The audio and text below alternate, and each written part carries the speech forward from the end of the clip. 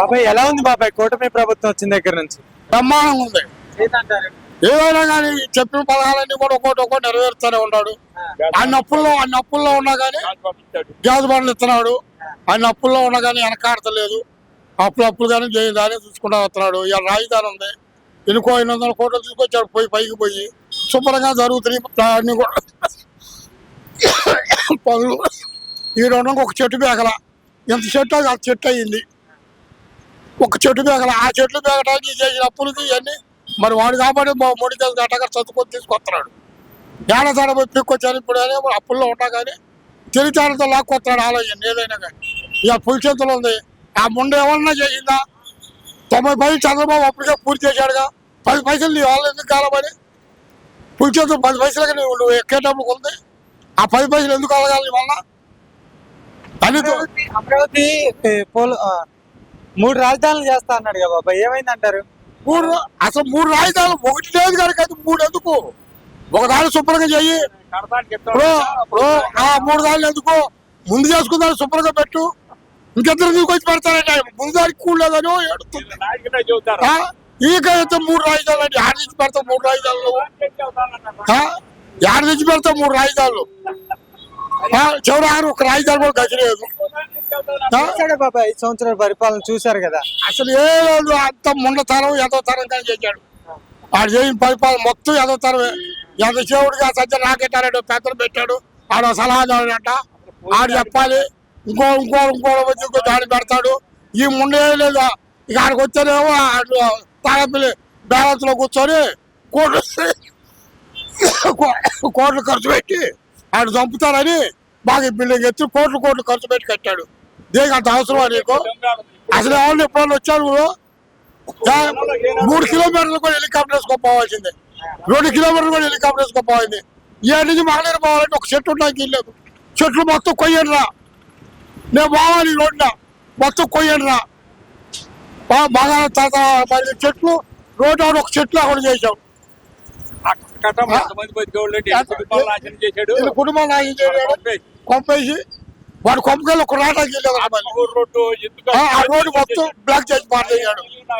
నువ్వు నీ ఇల్లు ఉందని ఎవడు బాటాకి వెళ్ళేదట్టు అంత స్వార్థం నీకు. నువ్వు నలుగురులో తిరుగు. నువ్వు కూడా ఇప్పుడు చంద్రబాబు ఉన్నాడు, మన వరదలు వచ్చినాయి. రేఖింపు బస్సుల్లో పడుకొని అవతలు చేశాడు శాఖం. ఆడ ఒక సీఎంఏగా మరి ఆయన సంపత్తుగా బస్సులో ఉండండి. నువ్వు నాడు చేసి ఆ నేలలో నుంచోబెట్టి చేసావు. నువ్వేమన్నా ఎప్పుడు పరదాలు కట్టుకోవడం లేదంటేనేమో చెట్లు కొయ్యటం. ఎవడు చెట్టు చాటు నుండి ఎవడో పేలుస్తాడేమో నన్ను. ఆయన ముందుగా ఆయన జాగ్రత్త పడతావు. ఎదవుతారు ఎందుకు ఎదవ బతుకెందుకు నీకు? ప్రభుత్వం అయితే బాగానే ఉంది, గుడ్. అది డెవలప్మెంట్ అవ్వాలి కదా. హైదరాబాద్ డెవలప్మెంట్ అయింది, అన్ని రకాల ఉంటాయి. ఇక్కడ ఇప్పుడే డెవలప్మెంట్ అవుతుంది. పనులు లేటుగా పెరుగుతూ ఉంటుంది. డెవలప్మెంట్ అయితే పనులు. మీకు నమ్మకం ఉందా అండి చేస్తాడు చంద్రబాబు నాయుడు గారు? ఖచ్చితంగా చేస్తాడు. ఇంత గురించి చేసి చూపించాడు కదా, ఇప్పుడు చేస్తాడు. అంటే ఆ రోజు అయ్యే పనులు కాదు కదా. అంటే అలానే బాబాయ్ చంద్రబాబు నాయుడు గారు వచ్చిన దగ్గర నుంచి ఒక్కొక్కటి నేను చేసుకొని వస్తాను అంటున్నాడు. మరి ఇంతవరకు 3 సిలిండర్లు ఇచ్చారు, కొన్ని పథకాలు కూడా అమలు చేస్తున్నారు.